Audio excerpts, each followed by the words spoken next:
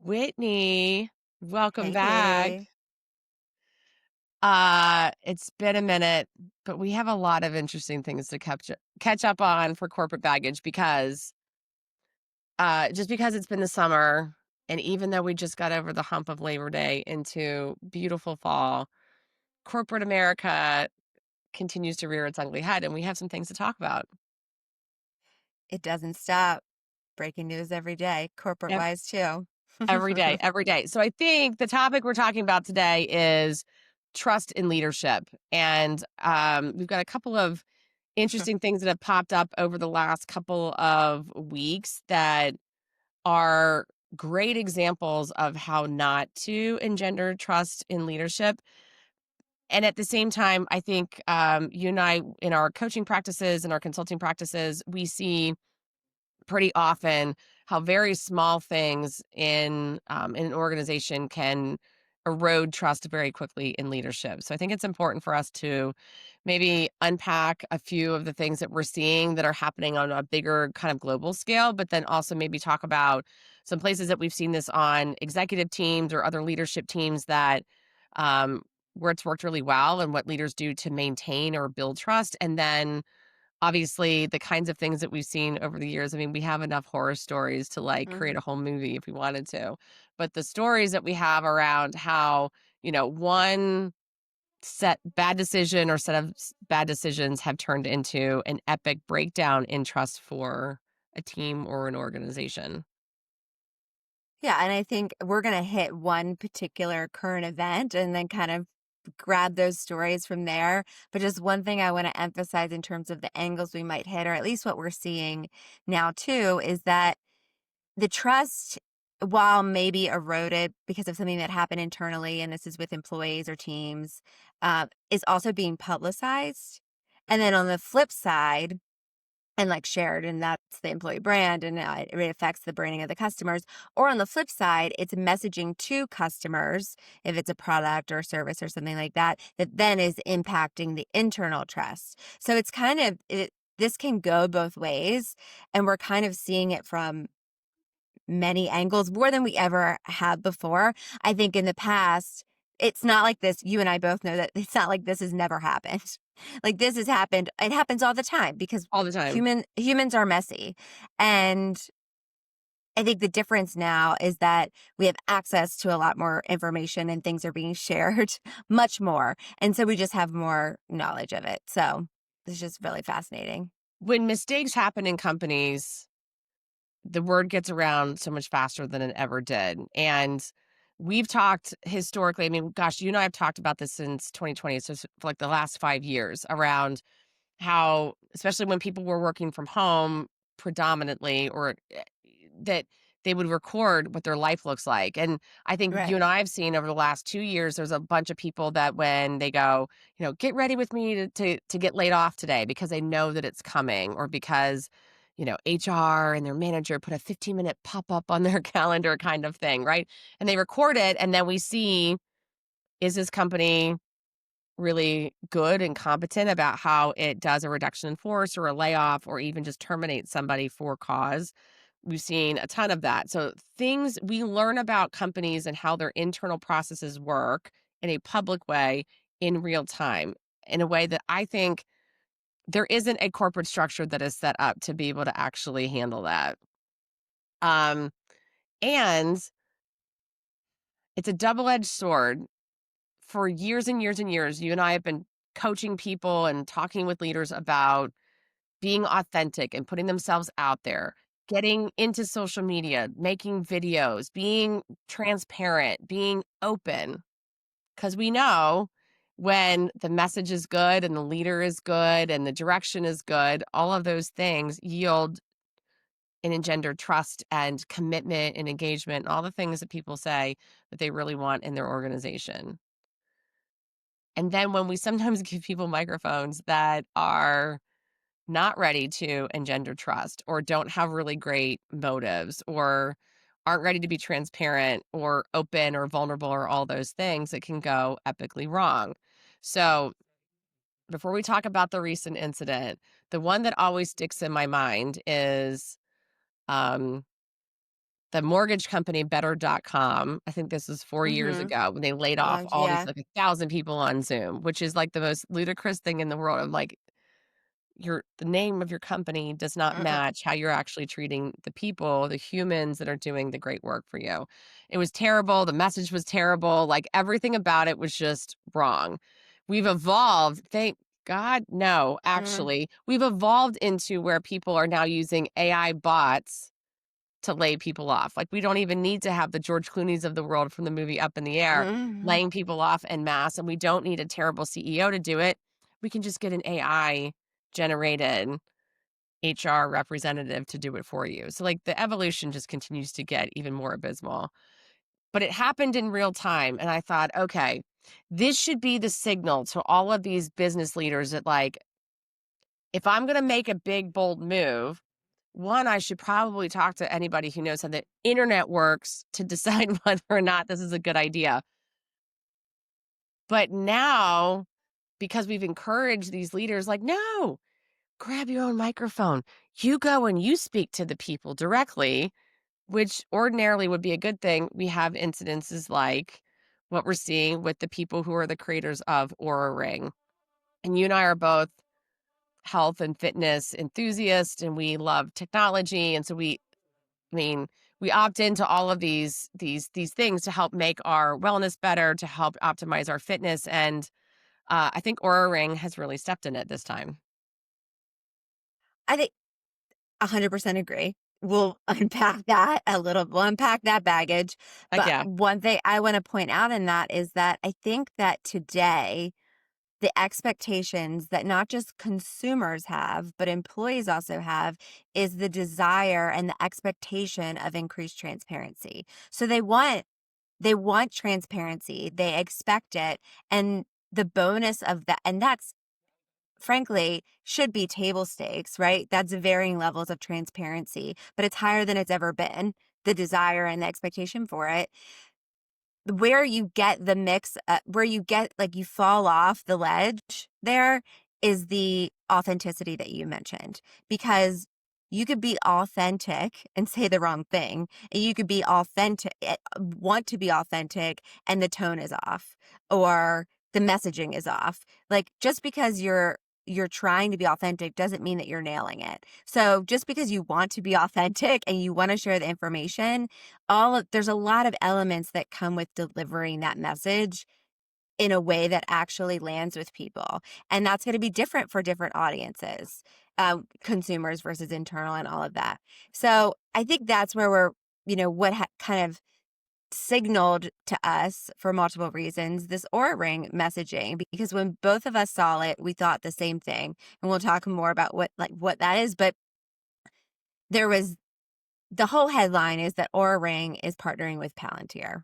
And there's this fear that they they are selling data to the government in that way. So we're not going to go down that path today. There's a lot of other stuff there worth discussing. That's for after Um, hours with that's frosty beverages. So that's at the lounge, at the airport lounge. that's right. But what we are going to talk about is the CEO's response. I believe it was the CEO that was Yes. responding to it, that responded to this conversation in this headline.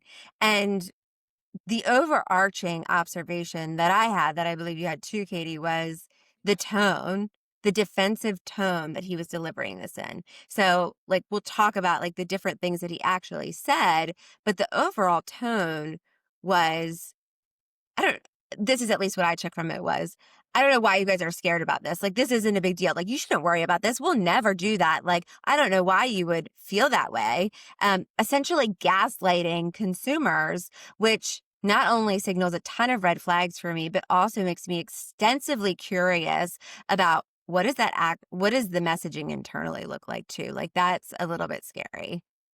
Yeah, I mean, look, so, Aura is I've used an Aura Ring since 2020. I went through a spell where I Okay. wasn't sleeping properly, and I bought it because I thought if I could learn how to diagnose my sleep better, I could set myself up so that I could just try and optimize sleep just so I wasn't exhausted in the morning. It was 2020. I was, homeschooling my kids, working full time, the drill. Um and I thought it was great, and since then, I have recommended it as a product to so many people because I thought it was great as a product. It tracked heart rate, they kept, tracked your sleep, obviously, it tracked a bunch of other things too, and I thought, "All right, they keep adding other features, this is a great." So it's, you wear your Apple Watch or you wear your Oura Ring and you're getting all of this data. Wearable technology to help us understand our health is a thing, and it has been since I think Fitbit was probably one of the first products that was on the market. Mhm. Mhm. So the Ring I thought was great, and I wore mine until it broke about a year ago. Do I know that when I sign up for all of the things that you sign up for when you're using technology, and in particular technology on your person, like, yeah, I understand that there is something they're going to do with the data. Every company does that. When I invest in early stage startups, when I are reviewing them for, angel rounds or what have you, that is, if it's a technology play in any way, shape, or form, I'm always asking them, what do you intend to do with the data? Like, who do you want to like? And because data is sometimes almost, if not more valuable than the thing that they're creating. And they have to have an idea of where the data is going to go. So I always ask about that. So my assumption is Apple, Google, Amazon, anything else that I have opted into, they have my data and they're using it. But I've known this for a very long time. So Aura, I expect the same thing too. But the expectation that the average consumer has is that Aura's using the data to get better at making me a better product, making the next version of the product or that sort of thing. I think people thought that of Amazon for a long time, like, oh, yeah, you can have all my data. You can listen to my voice in my house. That's totally fine because you're going to make me a Mhm. better Alexa. You're going to get my stuff here airdropped magically Mhm. faster. That's the assumption. It's not the assumption that we're going to use the data for something else. Um, so when they talked about this, Aura talked about this deal with Palantir, there's enough people that understand what Palantir is doing and has been historically. There's a lot of people who don't. Okay, that's fine. Now you get to be educated. And there was a lot of outrage around that. The video that the CEO did should have been the place where, so let's Monday morning quarterback this because we And can't we'll tag it here. podcast. Yeah, we'll Yeah, tag it yeah. here. We'll link it anywhere we can find it Mhm. unless they take it down from the internet because they're scared. Yeah. Was an opportunity to say, yes, we've partnered and we're doing it because that's what we believe in. And you know what? If they want to do that, I don't really care. I can decide whether or not I want to continue to use their product based on who they partner with. The same way that if Target linked up with North Korea and you go, I don't like North Korea. I don't want to shop at Target. Great, don't shop at Target. It's your prerogative. That's great. Be informed. But then Target needs to own, "Hey, we're doing stuff with North Korea." So, on the surface, they're not. Target, don't do that. You're just gonna yeah, don't do that, please.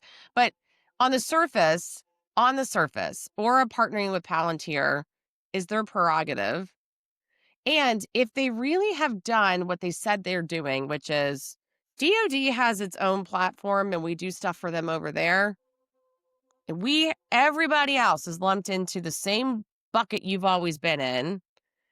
And here's how we can tell you that we won't cross the streams, as they say in Ghostbusters. Okay, I'd still make a choice about whether or not I believe that. All I needed to hear from him is here's the straight dope of what we're doing. And we believe in this is the right thing for us to do as a company. Because then I get to, as a consumer, decide what I want to do. But instead, oh boy, decided to go in there and try and make, as you said, gaslight us into we only care about your privacy. We have two-factor authentication. And there was one other thing that he mentioned. I was like, that is so that my next door neighbor can't hack into my Aura Ring and see what my sleep cycle looks like. That has nothing to do with you The selling my least of data my to the DoD worries. or the government or anybody else for that Mhm. matter. And he's like, if you don't like it, you don't have to opt in. Yeah, but if when you don't do that, you won't there's very few products that when you say, "I don't want any of that stuff to happen," your product doesn't work the same way that Right. it would if you just said yes to everything. And many of these products make it very, very difficult for you to opt out of stuff. So now you want me, after I've already signed off on some like legal agreement that I need a legitimate lawyer to be able to Uh, say, Katie, this is why you should or shouldn't sign this. You want me to go back in and then suss through that and then figure out where in your app or your website I can opt out of the BS that I don't want to be sold to whoever you're trying to sell it to, because they are, because they actually have been up until now. Like, this is only a thing because it was Palantir that they decided to partner with. They've been selling our stuff for a long time somewhere else. So it's this like level of defensiveness in them thinking that they're trying to tell us the story of what's really going on that is, yeah, it's gaslighting. It is gaslighting. It's like sitting there listening to my ex-husband try and tell me a story. It's ridiculous. well, it goes back moment for that. Um, it goes back to what you said around like it's been going on. The thing about this is a little bit more of the external brand piece, which is and this is true amongst trust in general, which is it takes a long time to build and it's a short time to lose. Hard to build, easy to lose quickly. And so what I've observed from the outside, not being an Aura Ring user, that base before now has been a loyal base. Four years, 5 years. When you talk to people who have an Aura Ring, they love it. They're obsessed with it. They use it all the time. It's like Apple Watch users. It's like a part of their personality, right?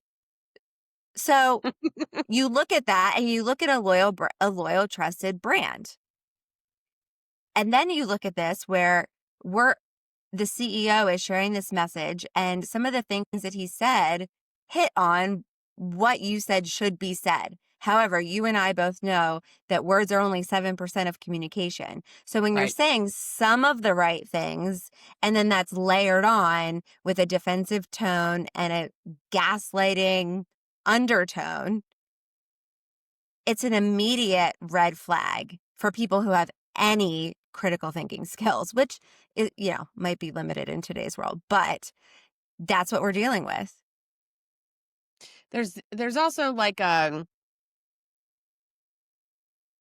they knew that they were going to get pushback from this because I mean, they had to. nobody goes in and takes a defensive tone on a single video. So you get to own the entire thing. It's not like you're sitting there with an interviewer who's asking you questions and then you instantly get defensive. Um, he You had to instantly plan went for into, it. yeah, Yeah. he planned for it. He was like, he was loaded for bear, as opposed to, let me be really honest about what it is that we're trying to do as a company. That would And have been why? enough. And And why? why? Why Yeah. and why it's important to you. I mean, you know that this is true for consumers and for employees. They want to know as humans, we want to know what's in it for me. So how's it going to affect me? We're selfish. He didn't do that. So you got to wonder. So let's just pretend. We'll pretend for just a minute. We'll be Huh. compassionate and empathetic and everything because we know better. Let's just pretend that this guy genuinely goes, like, we are not going to cross the streams. Like, we are not going to sell your data where it doesn't belong. And that was never the intent. And he's just frustrated. Um, he doesn't have the right people around him to say, look, here's what people like, the human beings, the average person that's said, I'll spend $400 because they're not cheap either. I'll No. spend $400 and a membership on this thing. Like, there's, they need to feel reassured. They need to feel secure. They need to feel heard. They need to feel there's nobody giving him any of that. It's more like, um, they're just, it's more that they're focusing in on self-preservation as opposed to preserving what it is that they've built up until now, which was like the saddest part to me is you should care more about this loyal customer base, as you said, because the people are Yeah. who it's people who buy Whoop bands are the same, the Apple Watches Yeah. are the same. Like, oh no, Anything. I couldn't walk out of my house without it, and it has all this data and all this stuff. People love that. Mhm. I am one of those people, so I get it. I get it. Um, he's not talking to me. He's not talking to me. And the worst part about it is as soon as I get a whiff of you're talking down to me, and here's how. He talked about one, he was reading in his script. So it wasn't like you and I just sitting here just like talking about a subject. Do you need to have talking points? Sure. If this shit matters to you, you should know what they are. It's not that hard. But then he starts throwing out all of this like tech language. So we're smart enough. We could take that and Google it or shit, put it into Chat GPT, and we would figure out what is that, what is that, what is that, because that's not our Mhm. Mhm. wheelhouse. But this is now somebody who's talking down to me. So that's great. That's great. So in addition to the fact that you're trying to convince me that like you never do anything wrong with my data, now you're going to try and outsmart me and make you sound like you're the smartest person in the room. Well, I know a lot of people who saw that video are smarter than that guy because they're the ones that develop the tech and they're the ones that develop the Mhm. security Mhm. protocols and stuff like that. But I'm not. So anytime it's like having a doctor that's going to sit there and be like, "Well, I have a PhD and I went to medical school." I'm like, "Yeah, but I live in my own body. I can tell you that my elbow hurts, and you keep telling me there's nothing Mhm. wrong with me." That's exactly what was happening there. And so the idea that it just kept going on, as opposed to showing any care and compassion, then I think about all the people that work for this man who have spent years perfecting the technology and the customer experience and they've continued over the years to improve all of that. And then this is what they get for that. They're going to make a deal to make more money and then this is the guy they're working for that's going to get in there and try and belittle the people who have been loyal customers for 4 or 5 years. Yeah. I mean, hello, the writing's on the wall. They know what's going to happen next. I mean, it's it is the classic profit over purpose. Now, while I do think that profit fairly drives a lot of decisions, I think you can. I truly believe, and I see this in some of the organizations that you and I work with, which is you can have both. And you can do it well and be successful, very successful. It doesn't have to be a one or the other. And I think in this instance, the decision, while maybe based in of course multiple factors, the customer wasn't at the table in those No. decisions, and at least in the delivery of the messaging around it.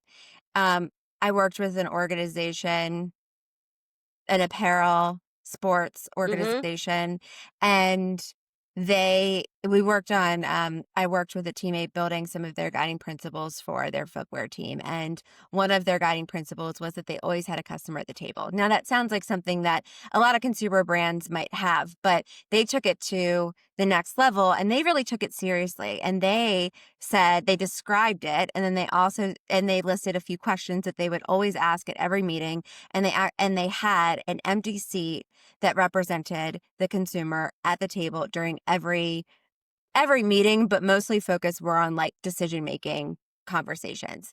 And and maybe Oura Ring has this. I would be curious how they think about making decisions, but it doesn't seem like they do. And I also find it, and this might be a little controversial, but I find it ironic that we have a CEO that is a white male being rather emotional about this decision. It seems like he's a bit bothered. Um, Oh, and no. I'd You know, men are not be emotional in the workplace, curious. Whitney. Yeah. So, I mean, I did actually look a little bit into this because I was curious. We often see a non-diverse leadership team when things like this happen. Like those are things that typically go together. However, I will say I will give kudos to the Oura Ring leadership team. It looks like they do have a rather diverse They do. team, of which clearly weren't consulted in this decision, which could have happened too. It could be a little bit of a rogue And that's leader. fine. Look, you know, you and I, like, again, we're We're not making going to some get assumptions. into, Yeah. we won't get into the political and even the business implications of the partnerships that they're doing. That's completely inconsequential to It's the what we're people talking side, the about. trust and people. Yeah. And look, if they think they're making a great decision, Good, go do it. Like, I I am not they did not hire us to be able to come in and commentate or advise them on should they be like, what should this partnership be? It is we made a decision and then some people didn't like it, and so now we're getting defensive. And that raises a bunch of questions for me. This happened again, and we don't get into the deep dive of this one, but the Astronomer Inc. Whole debacle with the Coldplay concert and the CEO and the chief people officer relationship that got exposed through Coldplay, which the Coldplay concert was the most amazing concert. I went to the one in Denver, not the Mhm. one in Ireland In where this Bos whole thing went down, but Coldplay, top 5 in concerts I've ever been Boston. to. It was in Boston. Yeah. So good. I was gonna take my kids to that one. I'm glad I didn't because that would have been really interesting. They're too young to try to have to explain all this stuff to them. But, before those 2 resigned, the CEO was the one that was making public statements. They were just statements. We didn't get to see videos. That would have been fun. And it was, "Hey, this was unfortunate. Duh. Yeah, you got caught red-handed." But the next thing that came was, "But this was supposed to be a private moment in a crowd of what, 60,000 people? Mhm. Hello? No such thing." As opposed to saying, "Yeah, this was not the right thing for us to be doing for our team, and we're deeply ashamed, and we're really sorry for the impact," and all that kind of stuff. For that situation, and actually Palantir and Aura might not be too dissimilar. I didn't look at before we started the conversation, I didn't look at how they're funded. But I do know that Astronomer at the time had just taken on another round of investment. They've gone through several rounds. They were doing at the time, pre-Coldplay, really well in terms of how they were growing, their business and whatnot. And so I look at that as you've totally tanked trust with your employees because now they know that we can't trust HR, which is your only outlet aside hiring your own lawyer outside a firm or a company. HR is the only place where you're supposed to be able to go to be able to get insight or advice about what to do next when there's a problem. So they eroded that trust completely. They tanked what perception there was of the great, work that that company was doing, and then you layer on top of that, they have all these investors who have been sold an idea of what this leader and actually this executive team, because most investors are looking at the whole team and the structure and the ops and all that kind of stuff in addition to what they're building, completely eroded it with one thing. Now, it wasn't one thing. This was not their first date. Mhm. Okay, we all know Sure. that. But the reality is all it takes is one false move that then you don't go back and try and engender trust again or or pay some sort of restitution or whatever. The immediate response we got from this other leader was defensiveness. Again, another man getting emotional about the fact that things weren't going his way because people were mad because I don't know, because he was doing something that was completely unsatisfactory for the role that he was in. One mistake should not always be the thing that upends someone's leadership or a company, but the way that you respond to the mistakes you make, the missteps, or just failures, because that happens too, even if you think you're making all the right decisions, um, the way that you respond will determine exactly what your team decides to do in the next hour, in the next day, in the next week, in the next year. Right. Because you know that the employees are seeing that public video. I'm curious what was maybe communicated internally, if anything, because that's often a big miss. We need to get on Um, Reddit. We need to get on Reddit yeah. and read all the stuff Or about like, astronomer because Aura employees, please it's tell in there. us Like somebody send what's us the going on. Oh, links. the astronomer thing for sure. I think that has been Yeah, exposed a little bit, but on the Aura Ring side, if there are any Oura Ring employees that would have shared, and honestly, what if anything was shared internally, spill the tea. you know at minimum they're seeing that messaging externally. That's And right. so that's either confirming that this is not someone that they align with in value, or it's a surprise and they're saying, "Oh, now I've lost trust," which is even worse. And then you're gonna have either one, a mass exodus, or again, even worse, have active detractors internally that are causing a lot of issues, um, and make it a lot harder. So at the end of the day, it's not what the employees signed up for or deserve, or maybe they did, but I guarantee you a lot of them didn't, and they're not a part of those decisions. Um, and listen, we hear this all the time, which is employees get upset about a decision that they weren't involved in, and executive teams have the right and and frankly the responsibility to make some of those decisions. Yes. Hard stop. That's going to happen. I'm not saying employees should be involved or always like the decisions that are made. However, the messaging and the communication around what decision, I'm talking major decisions, what the decision was, why it was made, the inputs that were considered, and how this affects you and why we care about it, like layer that with a little bit of care. That should be the recipe for delivering that type of messaging. And it needs to be, again, don't know what happened internally, but the ideal is that that message is delivered internally before anything externally is delivered. And maybe in well, not in the case of astronomer because that stuff came out over the internet, Yeah. but Yeah. the stuff with Aura, maybe it did. Maybe they had that Yeah. communication. Maybe. There's one piece of you just like had just a beautiful laundry list of things that needs to happen in terms of making those great decisions. The one piece that you missed that too is there's an emotional component. And so we Yeah. poked a little bit at these guys like being a little emotional because they were, okay?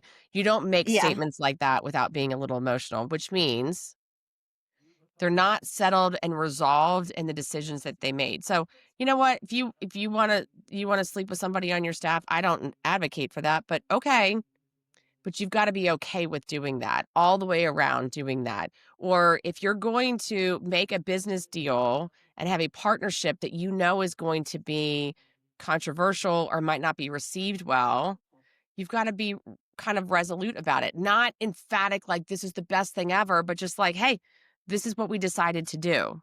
And Right. maybe a year or 2, 3 from now, you and I might come back together and go, "You know what?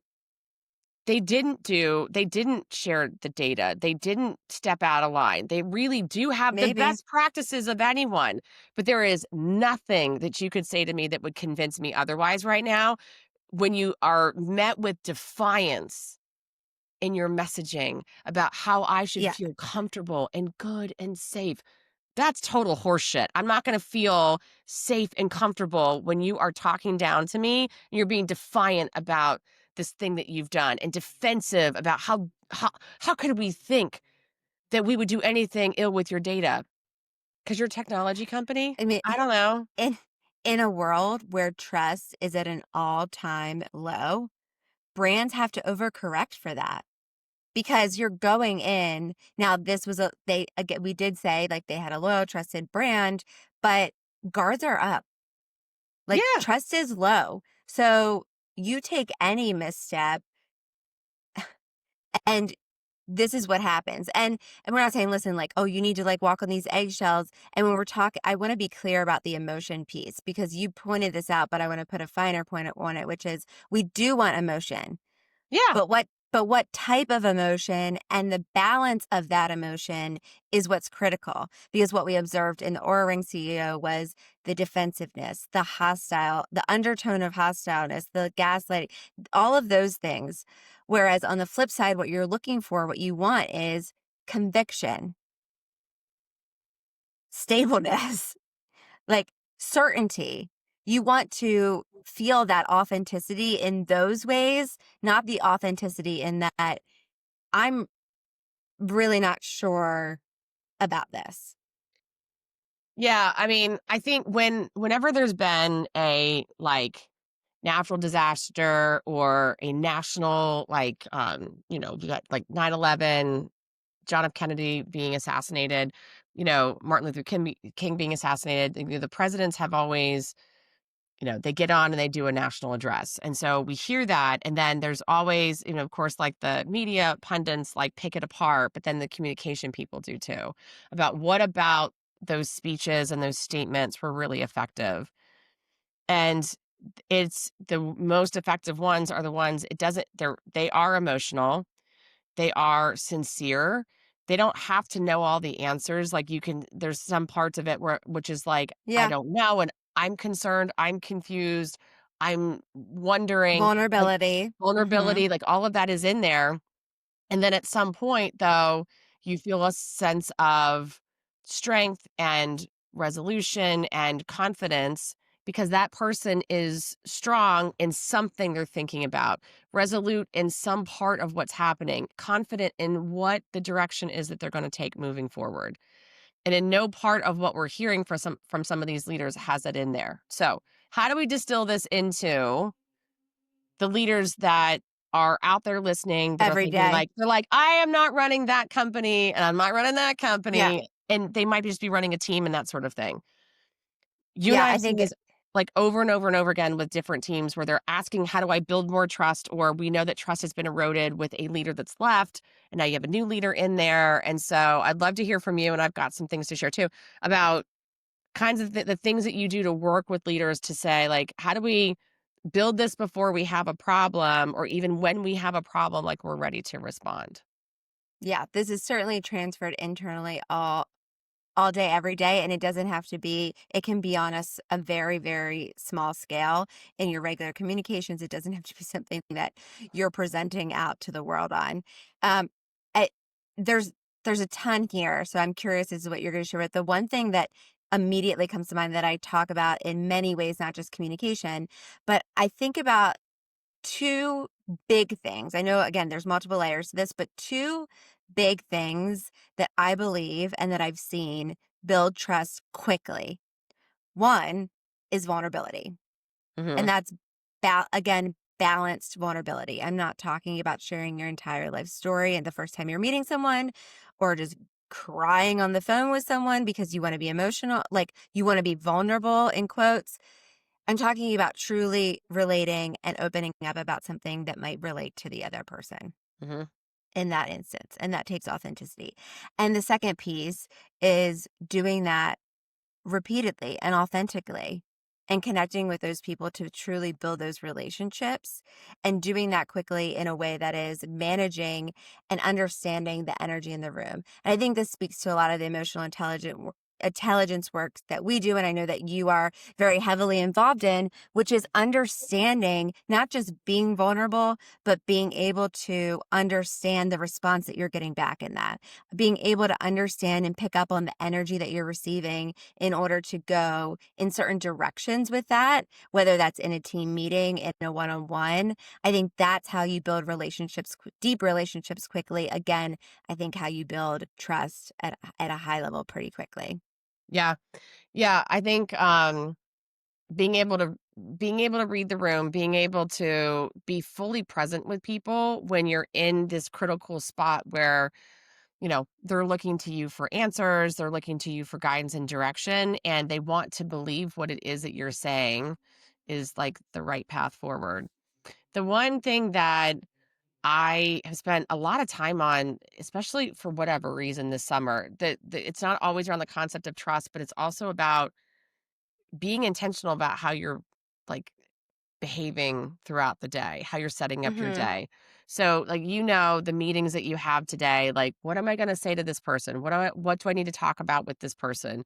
How should I emotionally show up there? Like, what kinds of things do we need to, like, how do I need to be to go there with that person to do whatever it is we need to do? And that is, we need to talk through the strategic plan. We need to talk through a budget. We have to talk through a Mhm. performance review. I have got to give you feedback in a one-on-one. It could run the gamut. But what I find is a lot of people focus on the fact that I have 7 meetings today and I'm so busy, and they don't spend the time preparing. Like, Mhm. it's gonna be really hard to be authentic and be vulnerable and to have the right level of emotional intelligence on, like, at the ready, where you're not preparing for what you're doing. There are very few leaders that I have met that can just be extemporaneous and just can kind of wing it, and they're just, like, there and nobody really can do that. You've gotta prepare for it. You have to know that the next meeting that I have is gonna be a really difficult conversation. There's a version of Catie that needs to show up and be prepared for how to walk through that. The one following that is fun because I get to tell that person they're getting promoted and they're gonna get a raise and a bonus and all this kind of stuff. That's different, but that's a different level of authenticity that's gonna come through. And then, a board member or a donor or, an investor is going to call. a peer's going to call on the executive team, and I gotta be ready for that. So that means you have to be you've really gotta be thinking about how am I setting up myself for the day so that I'm ready to be the best, fullest version of me and be authentic, um, because then you're ready for Yeah. when the crazy stuff shows up. 100%. And I think there's a scenario, let's make it really portable for leaders. There's a scenario that you and I deal with in one on one coaching a lot, which is a leader comes to us and says, this is similar to what we've talked about, which is that the business or I or the executive team have made a big decision. It's either a change or a big decision that's going to impact a lot of people. What do I do? How do like people? I'm nervous about it. Okay, so you're a leader dealing with this. What do you do? Often my advisement in that is working them through a series of questions, which no surprise is really starting with the end in mind here. So, what do you want your employees thinking and feeling and doing as a result of you sharing this information? Mhm. And then how do you create the messaging in rooted in truth still um, to help them again, this is a little bit more based on feelings, but because your feelings inform what you think informs what you feel, informs your actions. No, no, feel No, then think. Feel, think, do. feel, think, Yes, do. yes, yes, yes, Right. yes. So you're starting, which is where I was going, which is where you have to start with the feeling. So, Yes, yes, I want people to think about what do you want your employees to think, feel, and do as a result of the messaging, but you have to start with the feeling because that's going to inform those other things. And yes. that's not often where leaders immediately go for a No. multitude of reasons. Um, and so I think if you really are able to put yourself, this is where high empathy comes in and understanding your team and the trust, which is what do I think that what do I believe my team might feel about this? Can I get into that mode? What might they feel about it now? What do I need them to feel? What do I want them to feel? And then what things like how can I understand how to help them get there? And maybe that is a series of conversations. Maybe it's not just one message. And maybe it's I often will say, especially if this is like a layoff situation or riff or something like that, you're delivering the information and then who are your flight risks? Who are the people that it might not land well? What's your campaign with them? Like you're really, I hesitate to use the word gaming because it's a little bit of a negative connotation, but you're being really intentional and strategic about how you're doing this because of care. It's coming from a place of care. Yeah. So I think to bring us home a little bit, what you just hit on is super important. If we go back to the two leaders we were talking about, the head of Aura and the head of Astronomer, if both of these gentlemen had spent some time thinking about how do I feel about what's happening right now, and Hmm. how do I feel what's really happening right now, and what do I want my people to feel? And my people could be investors, other stakeholders, customers, Consumers. Yeah. right? Hmm. And then absolutely my employees. And they were so grounded in that. Now, they could still say, "Yep, slept with somebody in my Hmm. executive team, wasn't a really great move. Sorry about that." Or, "Yep, we made a business decision that we know that some people are gonna take, they're not gonna like, or they're gonna take it away, and here's what we're doing about it." In both cases, they made decisions and they executed against those decisions. And I am not here to judge whether or not those are good or bad decisions. The astronomer one's a pretty Mm. straightforward, but Yeah. whatevs.